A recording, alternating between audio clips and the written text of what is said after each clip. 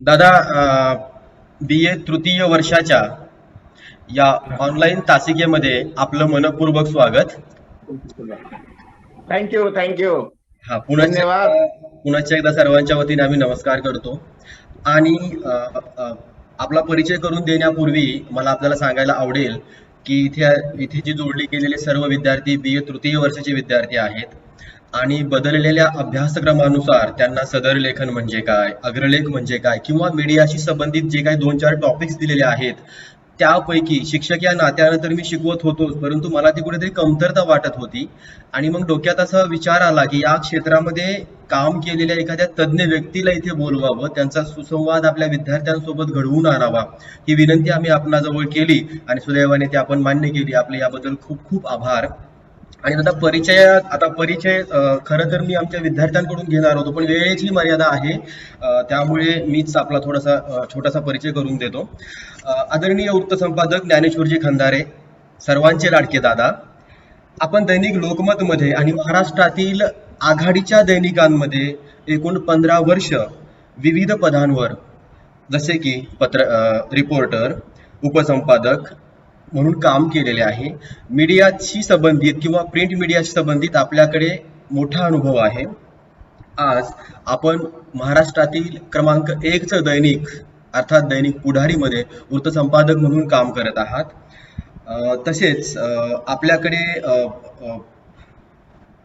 रिपोर्टिंगचा, editing, त्यानंतर अग्रलेखन अगदी सगळ्या प्रकारचे अनुभव आहेत. आम्ही आपला जास्त आणि ह्या सर्व अनुभवांचा आमच्या विद्यार्थ्यांना फायदा व्हावा, ही एक आमची इथे छोटीशी अपेक्षा आहे. तर आम्ही आपणास विनंती करतोय की आपण अग्रलेख, स्वरूप आणि वैशिष्ट्ये यावरचं आपलं अत्यंत महत्वपूर्ण अभ्यासपूर्ण अनुभवातून आलेलं विश्लेषण, विवेचन आमच्या विद्यार्थ्यांसमोर ठेवावं. आदरणीय दादा. मित्र हो, नमस्कार. मी ज्ञानेश्वर खंदारे, चारठाणा, तालुका जिंतूर, जिल्हा परभणी या ग्रामीण भागातून आलेला एक विद्यार्थी आहे.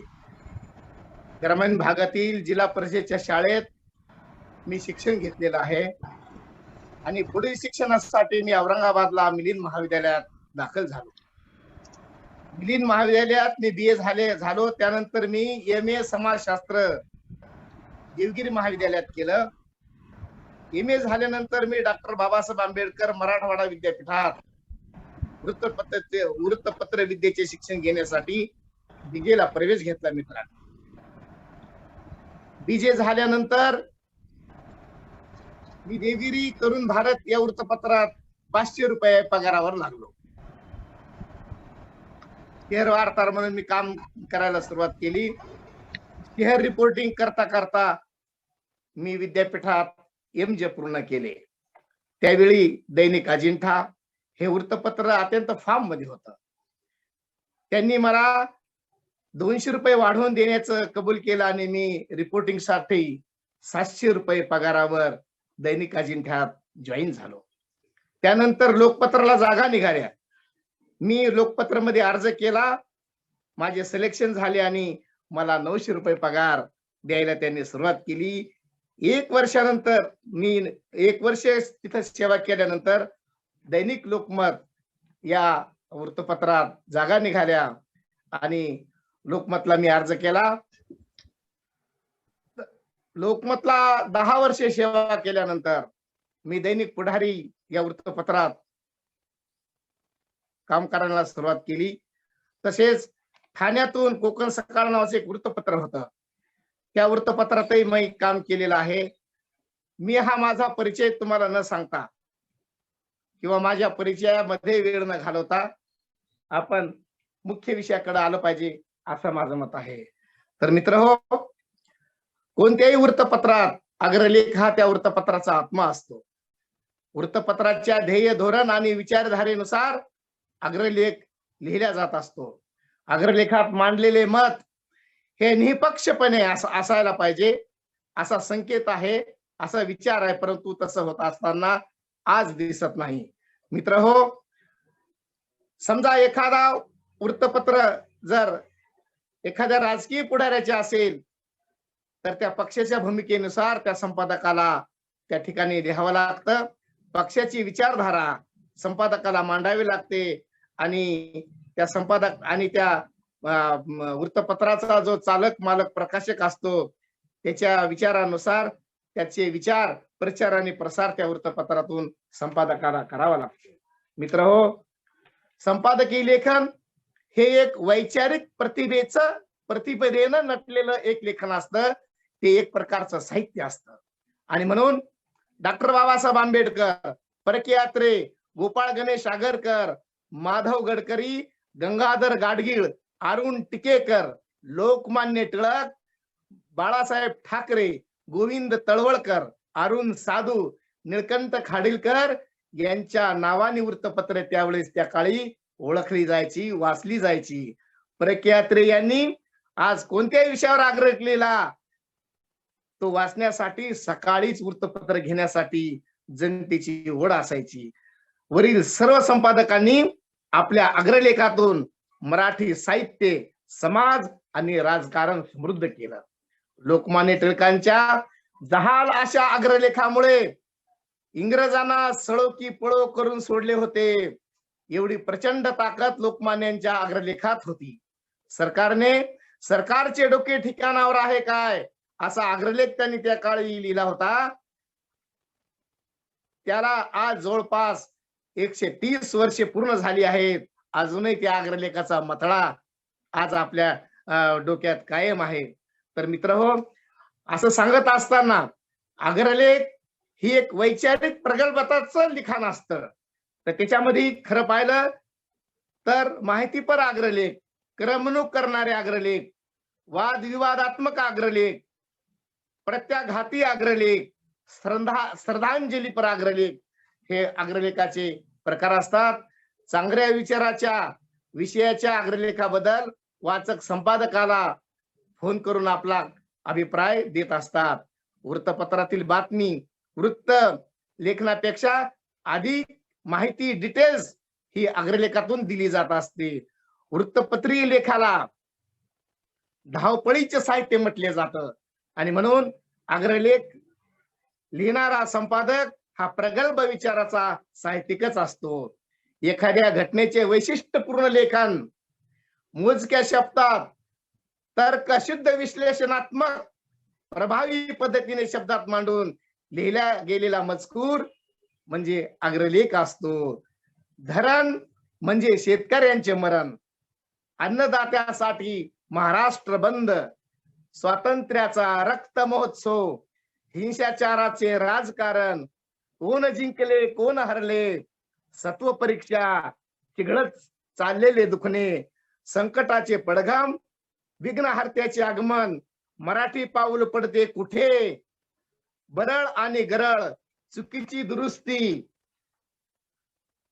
निकालाचे धडे, सोनेरी स्वप्न, गरिबीच्या खोलखाईत असे अनेक अग्रलेख आपल्याला सांगता येतील.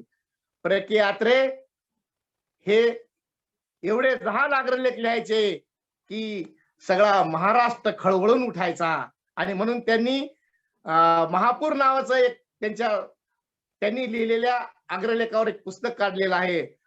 परचूर्य प्रकाशन मुंबई यांनी ते प्रकाशित केलेलं आहे.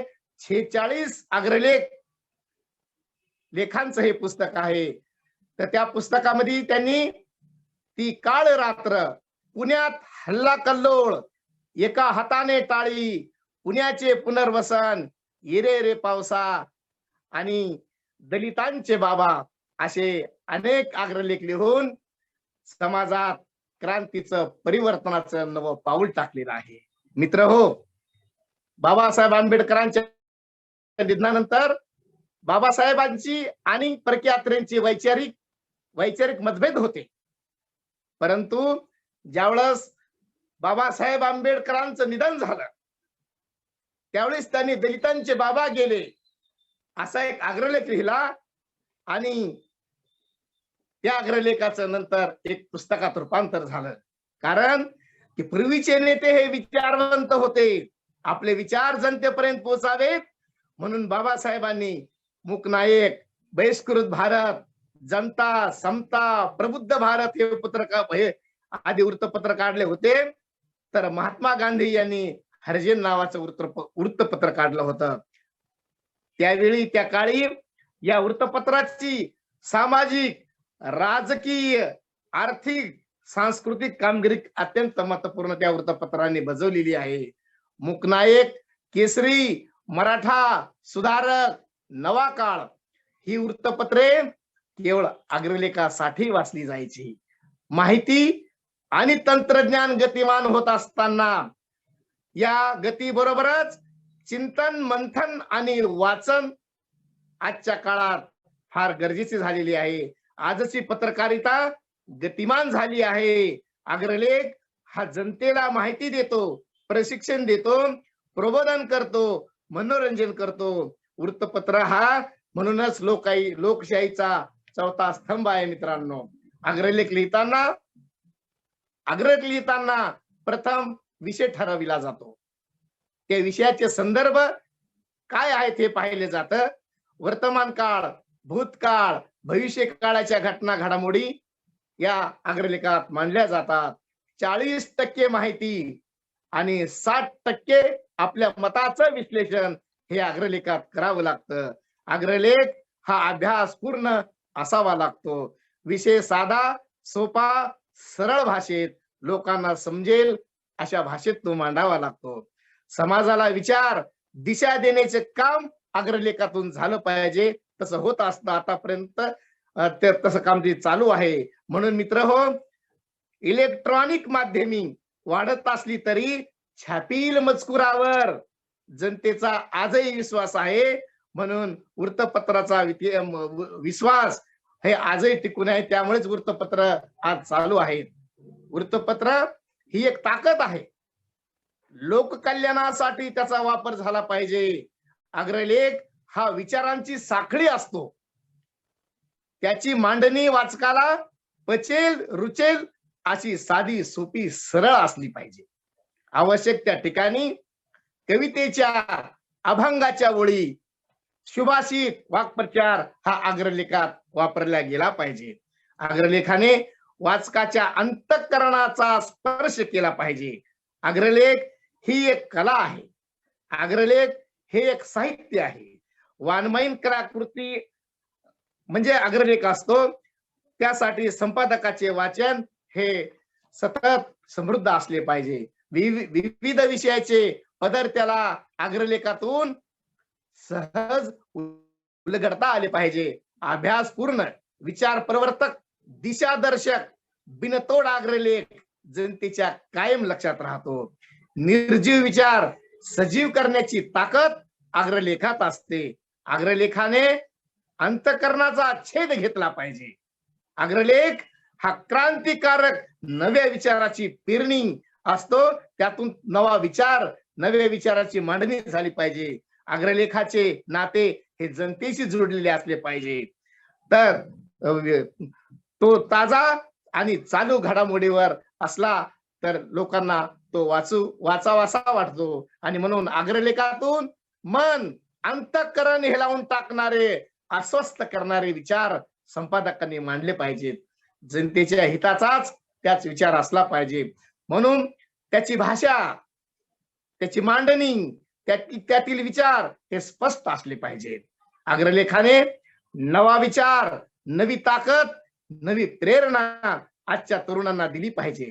अग्रलेखातून जनतेची चळवळ उभी राहिली पाहिजे. अग्रलेखातून माणसाची, कष्टकऱ्यांची, दलित, शोषित, कष्टकरी, शोषित, वाड्या तांड्यावरच्या जनतेची चळवळ ही उभी राहिली पाहिजे.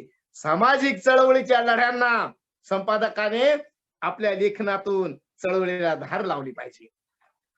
आणि म्हणून मित्र हो, नवा माणूस, नवा समाज, नवा महाराष्ट्र घडवण्याचे काम अग्रलेखातून झाले पाहिजे. स्वतंत्र विचाराचे, प्रगतशील विचाराचे, महाराष्ट्राचे स्वप्न हेच ध्येय आणि धोरण हे त्या संपादकाचे असले पाहिजे. महाराष्ट्राची अखंडता, शांतता, सुरक्षितता, बंधुत्वाचा विचार धोक्यात येणार नाही असा विचार देणारा प्रत्येक वृत्तपत्राचा अग्रलेख असला पाहिजे. यासाठी संपादकाच्या संपादकाचा विचार हा उच्च असला पाहिजे, भव्य उद्देश आणि उत्तुंग ध्येय मनात असले पाहिजे त्यांचे, आणि म्हणून नव्या विचाराच्या पिढीला त्यांनी सतत मार्गदर्शन केले पाहिजे. म्हणून आपल्या देशात डॉक्टर बाबासाहेब आंबेडकर यांची पत्रकारिता ही सामाजिक परिवर्तनाचे शस्त्र ठरली. लोकमान्य टिळकांच्या पत्रकारितेने राजकारण बदलून टाकले, तर परकीय यात्रे यांच्या पत्रकारितेने राजकारण, समाजकारण, साहित्याची नवी मांडणी केली. नवा विचार, नवा समाज घडविला. महाराष्ट्रात यापूर्वी असे पत्रकार झाले नाही आणि यापुढे होणार नाही अशी मी 100% ग्वाही देतो. आणि म्हणून मित्र, पत्रकारिता ही जगण्याची नाही तर इतरांना जगवण्याची एक कला आहे, एक ते माध्यम आहे. म्हणून पत्रकारिता ही दडपणाशिवाय करता आली पाहिजे. पत्रकार हा व्यवसाय नाही तर तो एक पेशा आहे, एक वृत्त आहे. लोकांचे प्रबोधन व्हावे, लोकांची जागृती व्हावी, जनतेला लोकशिक्षण द्यावे, हा पत्रकारितेचा मूळ उद्देश आहे. म्हणून एका विचारवंताला म्हटलेलं आहे की there is no newspaper without editorial writing, आणि editorial writing is a soul of newspaper. तर अशा रीतीनं वृत्तपत्र हे अत्यंत महत्वाचं घटक आहे. तर एका ठिकाणी असं म्हणलं की a man who edit it is called editor. Edify means to teach each other. संपादकानं आपल्या अग्रलेखातून समाजाला, विद्यार्थ्याला, नवतरुणांना शिकविण्याचं काम केलं पाहिजे. कारण दैनिकाचे यश, प्रतिष्ठा, त्याचा दर्जा हा संपादकावरच अवलंबून असतो. संपादक हा दैनिकाचे सूत्रसंचलन करीत असतो. वृत्तपत्रातील बातम्या, चित्रे, छायाचित्रे, लेख, वैचारिक लेख, प्रबोधनपर लेख तो मिळवित असतो. दैनिकातील मजकूर संपादकाला त्याचे सहकारी संपादकीय विभाग त्याच्याकडून दररोज करून त्याला घ्यावा लागत असतो. आणि म्हणून संपादकाला अग्रलेख, स्फुटलेखन लिहावे लागतात. संपादक ही एक कला आहे, ही एक शास्त्र आहे. संपादकाचे हित संबंध त्याने समाजाशी जोडले गेले पाहिजे. जगातील महत्वाच्या घटनावर त्यांनी लिहिले पाहिजे. तो समाजाचा शिक्षक असतो. संपादक हा समाजाचा शिक्षक असतो. म्हणून त्याने न्यायनिष्ठेने लिहिले पाहिजे. समाजाच्या भावना बघून त्याने आपले लेखन लिहिले पाहिजे. म्हणून मित्र हो, समाजाशी त्याने नेहमीच सुसंवाद साधून अग्रलेखातून जनतेची त्याने एक प्रकारची सेवा केलेली पाहिजे. कारण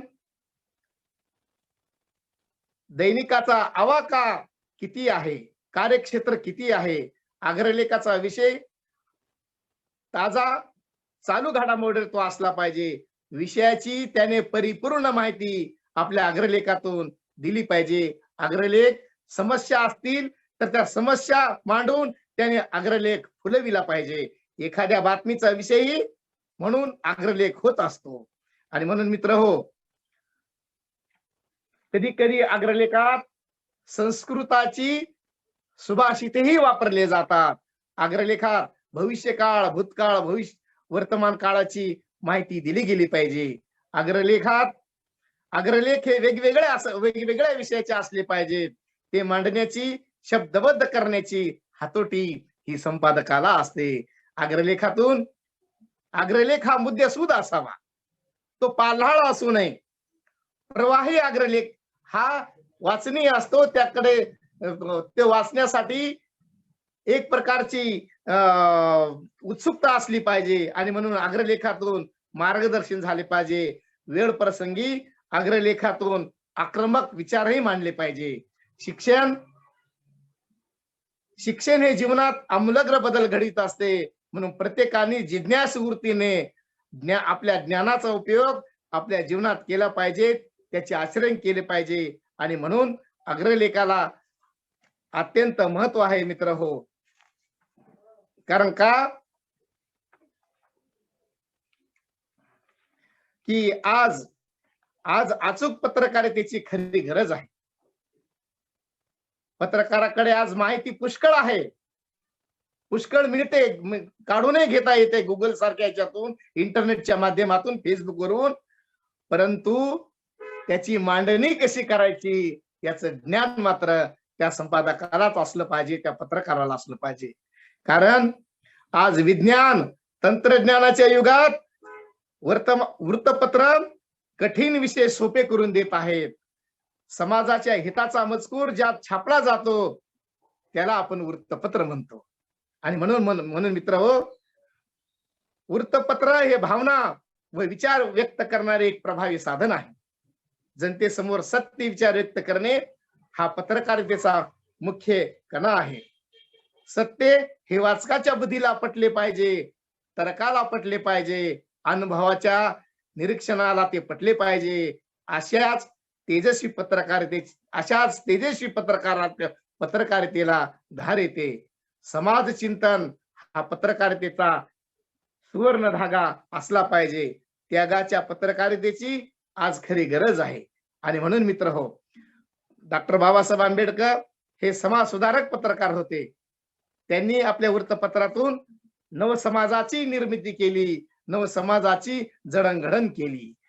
सामाजिक न्याय मूल्याची जाणीव त्यांनी आपल्या पत्रकारितेतून समाजासमोर मांडली. हा त्यांच्या पत्रकारितेचाच पाया होता. सामाजिक समतेचे सूत्र त्यांनी मांडले. जाती व्यवस्था नष्ट होऊन या देशात सर्व समाज समान असावा, नव्या विचाराचा समाज निर्माण व्हावा, जातीविहीन समाज निर्माण व्हावा, जात नष्ट व्हावी, असे त्याने वारंवार आपल्या अग्रलेखातून, स्तंभलेखातून लिहिलेले आहे. जातीभेदाच्या विरोधात त्यांनी तसे कायदे भारताच्या संविधानात लिहित असताना त्यांनी केलेले आहेत. आणि म्हणून जातीभेद विरहित, बुद्धिजीवी व विज्ञानावर विश्वास ठेवणारा समाज निर्माण झाला पाहिजे, असे त्यांचे स्वप्न होते. त्या पद्धतीनंच ते मूकनायक, बहिष्कृत भारत, जनता आणि समतातून लिखाण करायचे. बाबासाहेबांचे विचार हे नवभारताच्या उभारणीचे होते. लोकशाहीचा विचार त्यात भक्कमपणे होता. याच विचारातून नवभारत घडल्याशिवाय राहणार नाही, असं मला सुद्धा वाटतं. आणि म्हणून स्वातंत्र्य, समता, बंधुत्व, न्याय, एकता हे बाबासाहेब आंबेडकरांच्या विचाराचा, अग्रलेखाचा प्राण होता, अग्रलेखाचे ध्येय होते, विचार होता. बाबासाहेब आंबेडकरांची पत्रकारिता ही नव्या विचार युगाची पाठ होती. प्रख्यात्रेची पत्रकारिता ही दलित, शोषित, कष्टकऱ्यांचा आवाज बुलंद करणारी होती. लोकमान्य टिळकांची पत्रकारिता ही समाजाला जागृत करणारी एक हत्यार होती. आणि म्हणून लोकांना जे आवडेल ते छापले पाहिजे, यास बाबासाहेबांचा विरोध होता. लोकांचे हित कशात आहे हे छापलं पाहिजे, समाजाची बांधिलकी कशात आहे हे समजून समाजाचे प्रश्न, समाजाचे प्रबोधन कसे होईल, हाच ध्यास आणि हाच विचार त्यांच्या पत्रकारितेचा होता. या ध्येयासाठी ते झुंजत राहिले. लिखाणातून माणुसकीचे नाते जोडले जावे म्हणून ते कायम लिहित राहिले. समाजात समानता हा पत्रकारितेचा ध्येय, मूल्य आणि सामाजिक विचार त्यांनी मांडलेला होता. एवढं सांगत आहे. बाकी काही विचारायचं असलं तर दादा